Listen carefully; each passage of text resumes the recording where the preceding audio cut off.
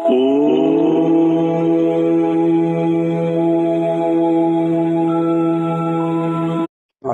જય ગુરુદેવ. જય ગુરુદેવ.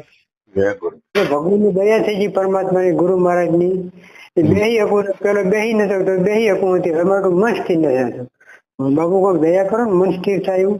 તો ભજનમાં આપણને સાધુ મહાપુરુષો કહી જ ગયા છે, મનને પવન સાથે બાંધવું પડે.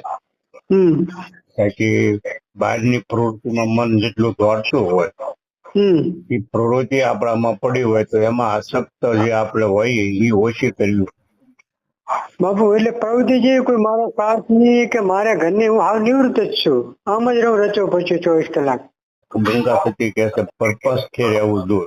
ઘરી બારી મેં કરવાનું જ નહીં, કામ સિવાય. કામ તો કઈ મારા હોય નહીં.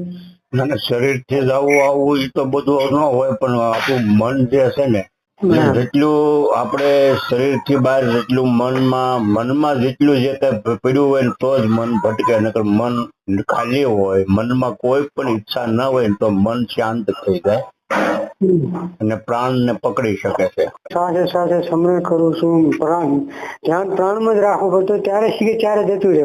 પાછું વળી યાદ આવે, વળી પાછું વારીને લાવું, પાછું વળી થોડીક વાર પાછું જતું રહે. પ્રાણ, ગુરુમંત્ર અને મન આ ત્રિકોટીને ભેગી કરવાની છે. આપણા ચિત્તની અંદર સાંદલો કરીએ ને ત્યાં ધ્યાન રાખવાનું. ધ્યાન રાખવાનું એટલે ત્રિકોટીમાં જે ગુરુ મંત્ર આપ્યો હોય ત્રિકોટીમાં યાદ રાખવાનો. અને પ્રાણને મન અને ત્રિકોટીની અંદર જોડવાનું, એની સાથે મંત્રને જોડવાનો, ત્રીજો પ્રાણ જોડવાનો. પ્રાણ જોડવાનો એટલે પ્રાણને જોવાનું નથી, પણ પ્રાણ આવે છે. આપણે કેમ આપણે સીધી નજરે જોતા હોઈએ, સૂર્યની સામે પૂર્વ દિશામાં ઉભા સૂર્યને જોતા હોઈએ, તો આપણે ઈશાન અગ્નિ આ બે દિશા પણ આપણને સાઈડમાં દેખાતી હોય. નજર હોય સૂર્ય હમું, તો ઈશાન ને અગ્નિ આ બે દિશા આપણને આપણી આખી સાઈડમાં દેખાતી હોય. એવી જ રીતે આપણે આપણું જે ધ્યાન જેમ આપણે કેમ સૂર્ય હમું જોઈ રહ્યા, એવી જ રીતે આપણું જે મન દ્વારા ગુરુ મંત્ર ને જોઈ રહ્યા હોઈએ અને સાઈડમાં જે પ્રાણ ચાલી રહ્યો છે એ પ્રાણ આપણે એ નાકથી અધર ચડીને ત્રિકોટીમાં આવે છે. એટલો આપણને આધ્યાત્મિક ભાસ હોવો જોઈએ કે એ પાછો ત્યાં આવ્યો છે, ત્યાંથી પાછો બહાર જાય છે. એ આપણને એમાં વૃત્તિ રાખવી. ત્રિકોટી ભેગી તમારે ન્યા કરવાની છે. ગુરુ મંત્રમાં સુરતા બાંધવાની, એટલે મન છે એને પણ સુરતા કહી શકાય. એટલે સુરતા છે બંધાય તો જ મન બંધાય.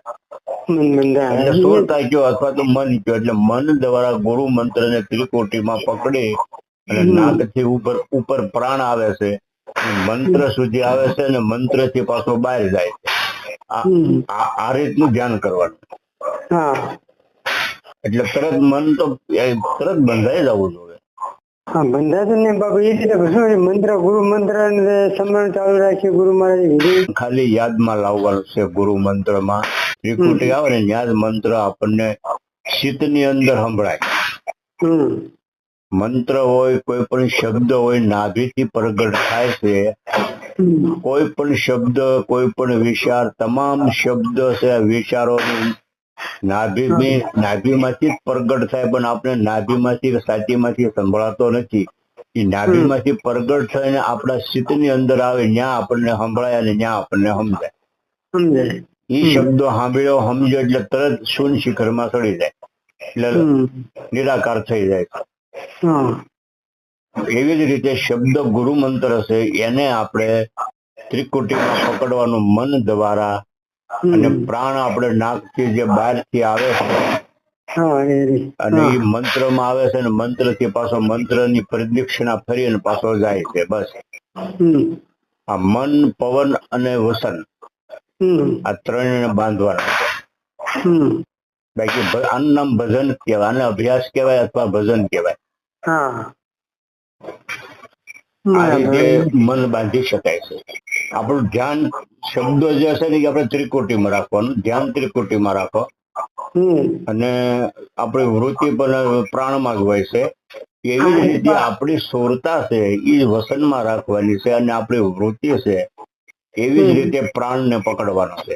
આવી રીતે જયારે આપણે કરીશું ને એટલે આવી રીતે ત્રિકુટી જયારે એકત્ર થઈ જાય ને એટલે આપણે જે ગુરુ વસન જે પકડેલું છે એ આપમેળે પ્રગટ થાય એટલે અજંપા શરૂ થાય. તમારે પ્રાણી તમારા હાથમાં ન હોય, પ્રાણ આવે છે કે જાય તો એ તમને ખ્યાલ ન હોય, કેવલ અજંપા શરૂ થઈ જાય.